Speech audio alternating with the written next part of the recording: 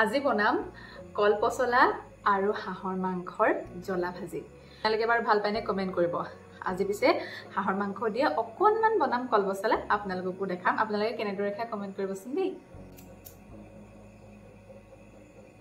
পিঁয়াজ কাটিলে বহুত বেছি পিঁয়াজে কন্দুৱায়, সেইকাৰণে যিসকলৰ পিঁয়াজ কাটোতে চকুৰ পানী ওলায় সেইসকলে মোৰ দৰে সানগ্লাছযোৰ পিন্ধি ল'ব।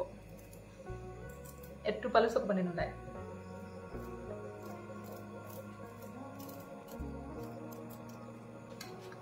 এয়া পিঁয়াজ কাটি ললো আৰু চকু পানীও নোলালে। এইটো টিক্স ফলো কৰি চাব আপোনালোকে দেই। এয়া অকণমান পচলা কাটি লৈছোঁ। গোটেইখিনি মানে হাঁহৰ মাংস পচলাতে নবনাওঁ, কাৰণ সকলোৱে খাই বেয়াও পায় যে ঘৰৰ, সেইকাৰণে অকণমান হাঁহৰ মাংস জোলো বনাম বাৰু। এইপিনে পিঁয়াজ কাটি লৈছোঁ, 3টা পিঁয়াজ এনেকৈ কাটি ল'লোঁ। এইপিনে আদা, নহৰু, জলকীয়া, তেজপাত এয়া গোটেইখিনি যোগাৰ কৰি লৈছোঁ। এতিয়া বনাম আৰু দেই।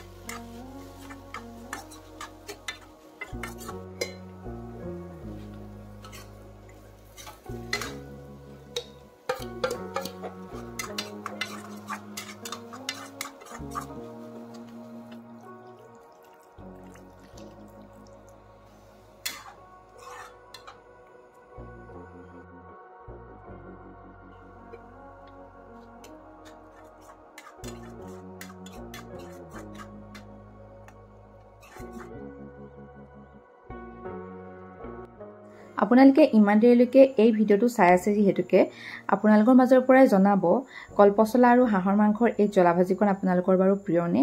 মোৰ যে বহুত বেছি প্ৰিয়। আৰু এয়া আমাৰ কলপচলা ভাজি ৰেডিয়ে হৈ গ'ল। আজি পিছে মই ভিডিঅ'টো ভইচ অভাৰ দিয়া নাই, আপোনালোকক হেতাৰ কাঁহী বাতিৰ খুটুং খাটাং শব্দ সকলোখিনি শুনাই দিছোঁ। ভিডিঅ'টো কেনেকুৱা পালে আপোনালোকে জনাব দেই। আৰু এয়া কলপচলা ভাজি আমাৰ খাবলৈ ৰেডি। আজি কলপচলা ভাজিৰ লগতে হাঁহৰ মাংসৰ চিম্পলকৈ জোল এখনো বনাইছিলোঁ মা মছলা নিদিয়াকৈ। তেনেহ'লে আজি আমি ৰাতিৰ সাজ এনেদৰে তৃপ্তিৰে গ্ৰহণ কৰোঁ।